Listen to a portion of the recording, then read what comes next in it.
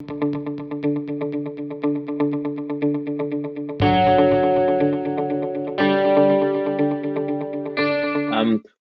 back, everyone, to our second Facts and Snacks event.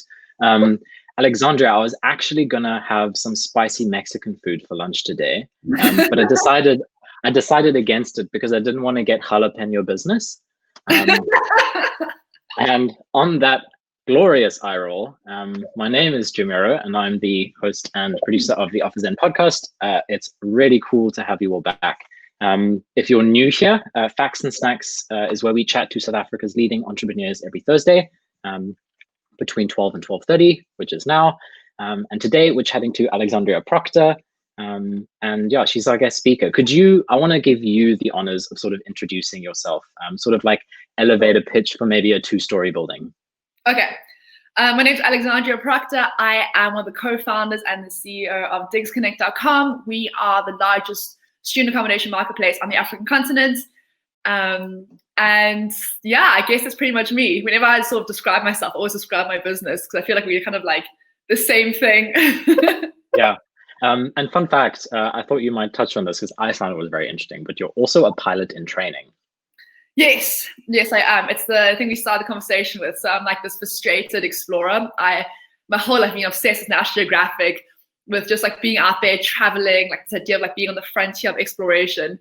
And flying is super cool. Like I fly from Stellenbosch Flying Club. A friend of mine was doing his pilot's license there, and he brought me on a flight once when he was gathering up hours.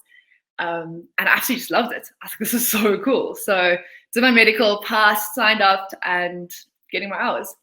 That is amazing. Cool. I will keep that in mind next time. Next time I need a private jet flyer. But just a little bit of introduction to how the next half an hour is going to go. We're going to start with a little bit of rapid fire questions just to get to know Alexandra a bit better. Then we'll go into a bit of a deep dive, and we'll also have some time at the end for an audience Q&A. So in terms of tech specs, y'all shall see that there are like tabs on your screen. There's like chat, questions, and polls. Please use the chat function to get to know each other and see who's here. But the questions poll is where you can dump all your stuff for the Q&A. You're also welcome to upvote any questions you want us to check out. So the more upvotes they have, the more likely I'll ask them because they'll be interesting, I guess. But yeah, so please use those throughout the chat. I'll remind you in between as well. And also finally, there's a swag competition. As per usual, it wouldn't be an OfferZen event without a swag competition. So it is open only to South African attendees, but one lucky person will get a swag hamper just for joining. But more likely to know who you are if you use the questions. So subtle plug. But stick around, we'll announce at the end. But with that, let's jump straight in. Alex, as you said, you're a UCT alum. You're a Eastern Cape born gal, which is cool. And yeah, CEO and founder of DigsConnect, which is redefining co-housing for students, I think, which is quite an exciting thing. You also do those dinosaur races on UCT campus. I think that went viral. That was a time. But yeah, you've got quite a cool CV. So just to get into a little bit of your psyche and see who you are, what is one thing that a non-product CEO can do to foster a better relationship and trust with their product team? Well, the first thing I did was actually move my desk into the dev office. So we used to have sort of like our dev team and then like sort of everyone else who wasn't working on like, on the deving. And I used to kind of always treat tech as like this black box, like things would just like kind of magically happen. And quite recently, actually, I've been like, that's actually not, I want to get absolutely involved, like line by line, nitty-gritty, I want to be completely there. So I literally just inserted myself into that space and just like kind of soaked up the conversation. I could like understand, I could upskill myself. I want to become a product CEO, so I just I'm learning what it takes to be that. And then what are 2 lessons that you've learned about co-founding a business that you wish you'd known earlier? One is focus, definitely focus. Jeez, I mean like ideas just pour in all the time. You're always like, oh, it'd be so cool to like do this and this. And I could like, see all these like ways of like increasing efficiency and just like kind of like, it's like big innovations. but like you need to just focus on the core value offering, and only until you've got that like completely waxed, until you're like 10xing the experience that like what that core value offering is, I think don't look at anything else. I spent so much time like kind of like chasing these like red herrings instead of just being like core focus is the one thing. The second thing I'll say is, and I think this is like said a lot, but like delegate. Learn how to just like find your incredible team and just let go of things. If you're doing everything yourself, you're actually like harming the business, because now you're like this conduit, everything's going to pass through you. So just delegate.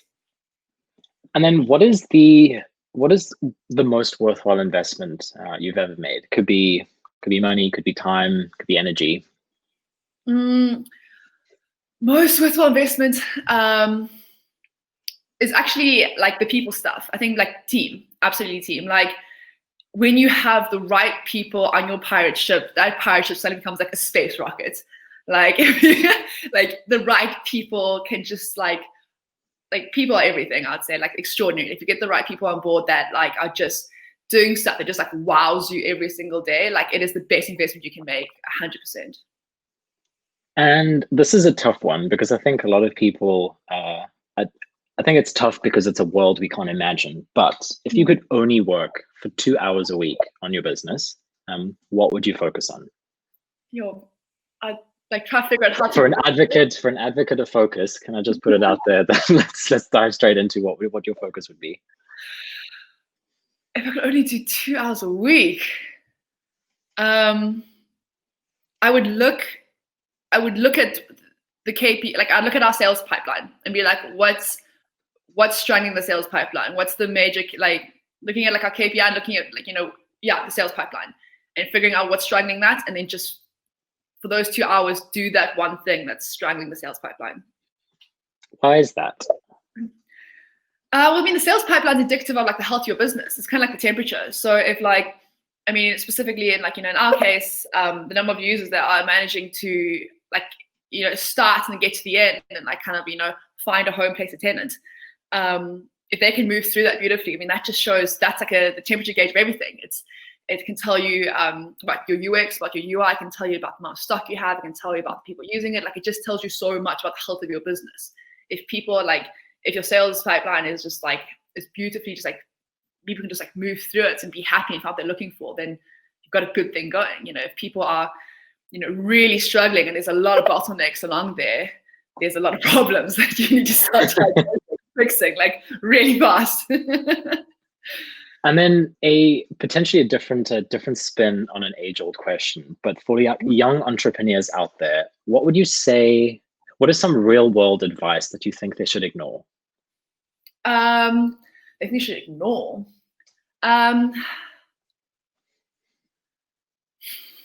I would say, ignore everything. Just like do it. Ignore it all. Like if people say anything, just be like, I think just do it. I think like so often we're waiting for permission. Like we grow up, especially if you're like, say, a young entrepreneur, you probably come just out of school, out of varsity, and you've been in the system for the last like 20 years. And everyone's telling you to like sit in a row, put your hand up, you have a question, wait to get told what to do. Here's your assignment, click. Like everyone's kind of telling you what to do. And I think it breeds this thinking of being like, I can just deflect authority. Someone else would do it. It's not my place to speak up. It's not my place to do this. I think the most important thing you can do as a young entrepreneur is that actually it is your place. It's completely your place. It's not only your place, it's your responsibility to do it. Like, I mean, we've seen how previous generations have, I mean, they'll find. I think our generation is extremely critical of what they've done in terms of the environment, in terms of social justice, in terms of just like, embracing technology, in terms of efficiencies and effectiveness. I mean, like a million things. I mean, in our country, like it's like there's so much efficiency we can do, and it's up to us, this generation, to push that and to be like, actually, we have to build a better future. And so, like, stop waiting for like permission. Stop waiting for someone to say like it's okay, and stop deflecting authority. Like, claim that authority to be like, actually, I'm going to build this. I'm going to do this. I'm going to redefine this industry. Yeah. Cool. I feel pumped. I'm like ready to disrupt. That's really good advice. I love it. We're going to dive into into sort of deep dive questions now. Okay. Peeps who are listening, remember to drop your questions in the questions tab. I see some people are doing that already, which is great. But the thing I wanted to focus on for the next 10 minutes was your team. Obviously, with COVID-19, you sort of had to respond to the remote setup. Yeah. But you were busy with a project build in and amidst all this uncertainty and chaos. So I wanted to dive into like how you approached that, and also like what you learned from that you're going to take forward. But just as a brief thing, could you give me some insight into what that build was? Yeah, so how DigsConnect works is we're a very seasonal business. So, we're like long-term Airbnb, it's where you find your home, and most leases are at a minimum 6 months, but during like 12 months, all the academic years, only 10 months, maybe to November. And so people start looking for a home, and depends on the city, like Stellenbosch kind of moves first, and then Cape Town, and then Joburg and the Pretoria kind of lag behind. But generally people start looking for a home about like September. September, October, November, December, you can't see like our user, like you can actually see if you look at our traffic on Google Analytics, it's literally like a camel's hump, like in terms of like it starts picking up hectically around December, and then January just like explodes, like, and everyone's like looking. And so we run like our season from September to February. That's when everyone's like looking for the year. They sign their leases, they find their home, and then they're in. And then what we do is we just like learn as much as we can during that experience. We learn from the landlords how their experience was, what did they like, what did they not like, where the inefficiencies in the system. We learn from the students how they found using the platform, were they able to find what they're looking for, did they like have a great time. And we just measure everything, like what is the ideal situation and how did reality compare to that. And we just like take notes of everything. And then the end of season, generally like around the end of Feb, we then, the whole team has like a breakaway, and then we'll go away to like, generally we go to Kalk Bay a lot. We have this beautiful house, and like every year we can like rent it out for like a couple of days. And the first 2 days was just like chaos, and we go supping and we have brides, we kind of just like reconnect as a team. And then after we sit down and we're like, okay, cool, what did we learn? Like, what are the key lessons that we need to improve on the product for like, the next season? And then we kind of like take a lot of notes, and we start on talking about it, and then we distill that into like projects for like how we can make the product improve. And what's cool about this is that like everyone in the team's involved in that. So it's not like, if you're the API engineer, you're just going to be doing that, or if you're doing support, you're only going to do that. When it comes to building the product, it really is this collaborative process. Like everyone's involved, which is so exciting, because like if you want to learn about every aspect of a business, from like, from like building the business model to the pricing to how things are built to the UI to like, how users are engaging with that, like it's almost like an MBA in like 6 months. You're learning every part of what makes it work. And so we sit there as a team, we discuss these things, we distill into projects, then we kind of make our plan, like how we're going to actually do this now. Okay, so we need to start with like, the project spec, we need to do the, what's going to be designed, the UI. We then, bring in any more people that we need to bring in for that, discussion. We then break it down to the actual, like, okay, let's look at the build now. What has to be built from the back end, what the APIs need to be built. Just kind of break the whole thing down into like the nitty-gritty of that. We use Asana, a lot of our project management, which has been great. Also use Slack, which is just like obviously super cool. And then we just start the build, and then we have check-ins, obviously. So we have like our sprints, and we check in with that. So that kind of starts around March for us. So we just kind of started going into our plan, and that goes from like March to like the end of August. So we're kind of just wrapping that up now. It's actually been quite a hectic week, because this is like our wrap-up week. We're supposed to be like, any day now we're going to be still like launching. So from March to around August, we then go into just building mode, and that comes around like just building this next like iteration of what the product is going to be. But in the meantime, we still have our current platform up, and users are still engaging. So right now we have people going to the platform, finding a home.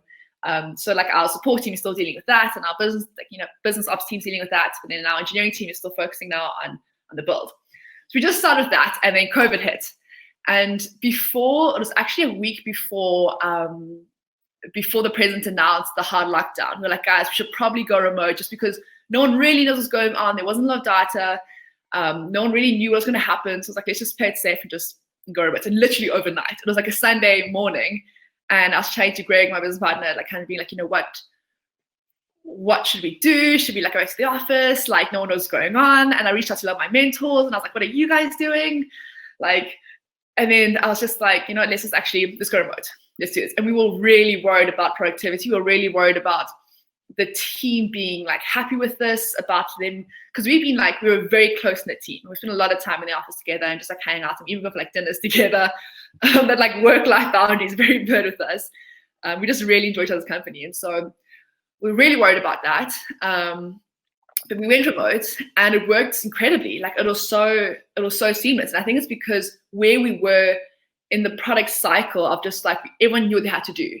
Like it was this time when we had the talks, we had the innovation, we had the team breakaways, and now it's actually just about, okay, here's our list, like head down, do the work. So it worked really well. And so like tools we found were very helpful with Slack, obviously. Like we'd used it a bit before, but generally we'd kind of just like shout across the office to each other, which is really inefficient. So it's actually great we started using Slack now. How big is your team now? I know you said you're a small team. I can't remember if you said 8 people, right? Yeah. So we use Miro, which is such a cool tool. And then obviously just like video chats, like all day, every day, FaceTiming each other a lot. You have to like introduce other things, just like we try to introduce like the social aspect through like calls, but it worked really well. The one thing I would say though, which is a bit contrarian, is that my view on remote work has actually changed a lot. So I think that in some sense, especially over the course of the last couple of months, how remote work works with teams. I think that depends what stage of the project you're working on, what stage the company is, and how big the team is.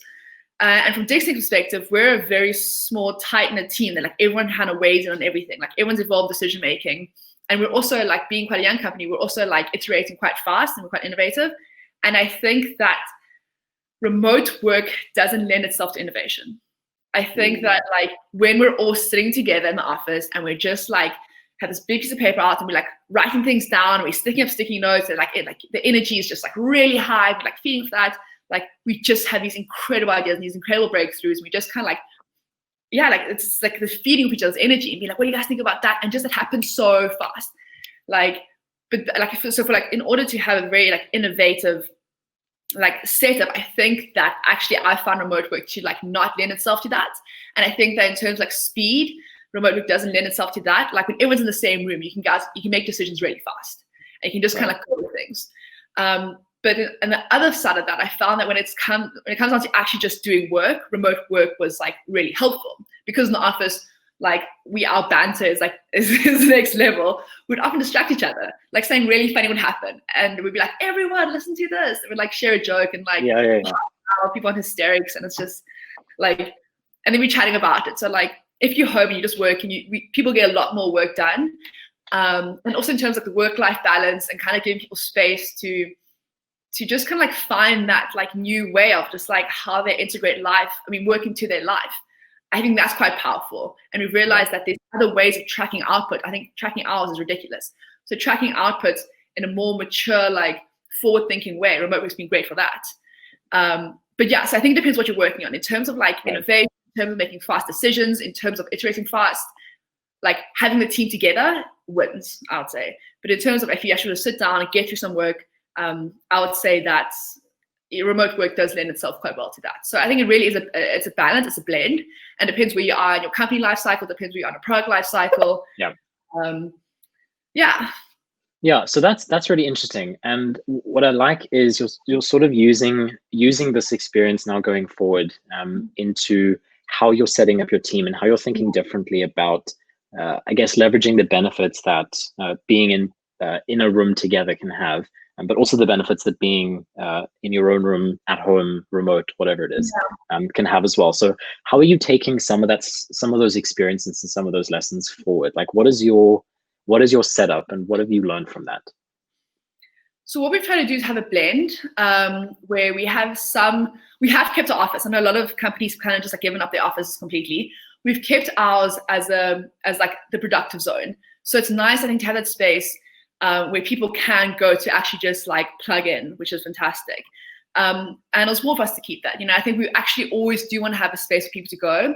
And especially if you like people want to collab. So even something like the entire company has to like collab, but say just like the product team needs to just quickly meet up and collab on something. Or say like we have to go and have a client meeting or something in a very formal, like not a very formal, but like a more kind of focused setting. Having that space was important. I think that physical environment where this is like a space created for you to work, focus, meet, whatever it is, quite important. So I think we would definitely keep that space. Whether it be our current office right now or like co-working spaces are super cool, and they're super great in that they lend themselves well to flexibility for like modern teams. And so you kind of like, it's not necessarily like, with your companies having its own space, kind of like, you lock the door, that's your space, but you can still with having space at a co-working space, you can book off you can book off, the board, you can book off those days, you can do your thing. So kind of like co-working spaces lend themselves to having space for your team to go and meet, but also kind of like not being as structured as it was before. So I think it's kind of, I mean, I don't think I have any hard and fast rules you're going for. I mean, we're learning every day. I mean, this idea I've realized lately around like, office-based work lending itself better to innovation. It's only the last like 2-3 weeks kind of realized that. So I think we kind of, I mean, the only rule I'd say is that I don't have any rules around this yet, is that we're still kind of working how it works. I know that like for the team also, I mean, like their opinions also changed on this. In the first couple of weeks, everyone was like, yeah, remote work is awesome. You can work in your pajamas and you can just like stay home and like you work from bed if you wanted to. And everyone was like super stoked on that. But then after a couple of months, people started getting a bit over it. They were like, actually, it's kind of distracting, like my space where I want to, my home space where I would like relax or I'd socialize or I'd want to just like, actually just like watch TV or just like chill out. Now it's got this like hectic work energy where I'm like on video calls, I'm kind of like grinding and now this. So that divide between like this is a workspace and a chill space, I think for some people, like it meant that those boundaries started blurring. And I think you actually have to have some boundaries when it comes to like your mental space around working and then like relaxing. And also just having like people in your living space distracting you. So, I mean, for example, in the first 2 weeks of lockdown, I was staying with like my family in the Eastern Cape. And they'll just like walk in and they're like, Rebecca, and they're like, Mom, do you mind walking the dog? I'm like, what? No, I cannot. I'm like, you mind just doing this thing for me? I'm like, I'm actually like super busy right now. So there's like I mean, so like on that point, I think that's super important to remember as well for people is like working remotely in lockdown and working remotely post lockdown are going to be two different things, and it's going to be another adjustment when you're working remotely and like lockdown is sort of eased. And I think no one knows when that's going to happen, so it's sort of a stab in the dark. But I think that's an important adjustment, and I like your adaptability to it. I know, as you said, it really depends on where your company is, where your team is, but being adaptable and also like, knowing for yourself what works best. I struggled a lot with thinking like I don't really want to go into the office today, and I feel really bad about it because I'm like, but I used to enjoy it. Why am I feeling guilty about it? And I think like those kinds of like being gentle to yourself in those ways, and supporting your team in that will be really useful. Also, because I mean, like, I think that like our team's really close knit, and we honestly like everyone's there with passion and love. But like, so like we're human beings. Some days you wake up and you actually just slept really badly the night before, and you're just kind of not feeling super social. And like, I love the idea that we can build a world where like we can actually cater for that. I mean, allow humans to be humans. Like just because someone on the team is just having a day where like actually they slept a bit funny, their neck's sore, or they just whatever it is, and we allow them that space to actually just be the best version of themselves, because we know that they're still like super committed, they're going to do incredible work, they're going to build the best product, they're going to like bring the A game, they're like love what they're doing, but remove that like that level to kind of make them be almost inauthentic about how they feel. I think it's so exciting. Like we don't have to subscribe to what was done before just because it was done before. It's this idea that I said at the beginning, like don't wait for permission, don't kind of do like for authority to be like, oh, well, if these big companies are doing that, we should do that. Be like, what makes sense? What's true for us? What's true for us is that, we want to build this kick-ass product. We want to redefine an industry. We want to build the best possible experience for connecting, landlords and students. And in order to do that, like, it's sometimes people want to work from home, sometimes want to work here. Like, let's just, follow the truth, not just like dogma. Yeah. I really love that idea of like remote work leaving space for a little bit more humanity than we had before. But just before we run out of time, I want to tackle some of these audience questions. They're super interesting. So we'll just try and bash them out with quick fire back and forth. Elijah asked, have you experienced imposter syndrome? And what is one thing you did to deal with it? Is imposter syndrome like, I guess as a young founder without a tech background moving into the tech industry? I think I'm a bit of like a bull in the china shop. Like I think I'm like very I think I miss certain like social cues sometimes. So I kind of just like go for things, and then after I'm just like, well, that thing happened. think I'm kind of almost too obtuse to to pick up imposter syndrome. I kind of just like go and do things, and a bit of a bull in China shop. So I don't think I've ever I feel like I don't really experience like a sense of like, you know, when you say something you shouldn't say, you feel kind of like a sense of like scam. I've got like zero scam. I'm just like moving. And then as a non-technical founder, Robin O'Brien asks, how have you approached hiring tech talent? Yeah, that's a very interesting question. I think that you have to really lean on your current tech team. So like our tech team is just incredible. Like I trust and respect them so much, and like I trust their calls and decisions they make. So like it's not, almost all the big decisions of the company aren't kind of just made by me sitting like in a little like table. It's like it really is like this collaborative thing. And when it comes to, you know, needing like to make a call and things that are technical, especially with, you know, bringing people on, like it's which is a huge deal for us every time we bring someone on. Really lean heavily on my tech team. We bring people in, so we bring people in for like immersion days. We've quite like not a long, but like it's quite a like the dating process with like, you know, bringing someone to the team is like we bring people in, they kind of like hang out for the day with us, they do work with us, and I lean quite heavily on the dev team for that.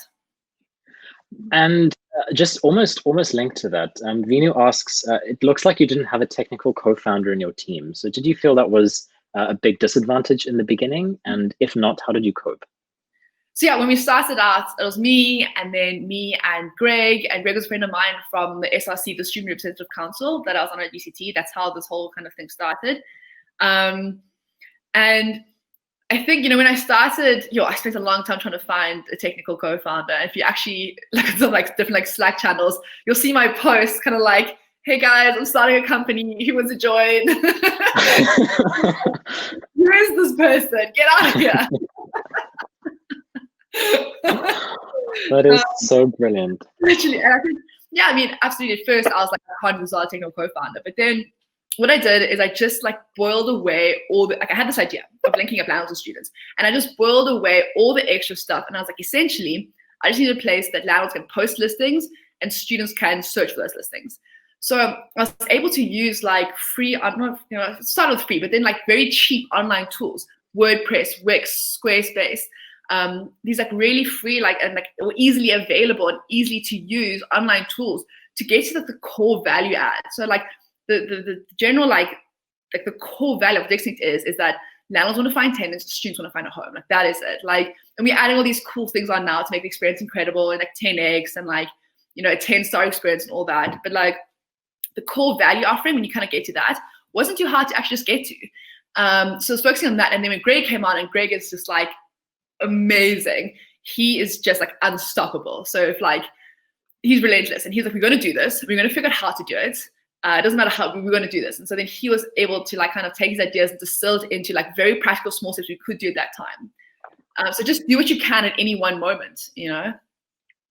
And I really like this next question, just before we end. So off the back of this, like getting a core value add, in terms of the initial team that you set up, Nicola asks, like, did you start with contracting or hiring full-time members? And also, like, who did you look out for in the beginning? What was like the core characteristics or core roles you wanted?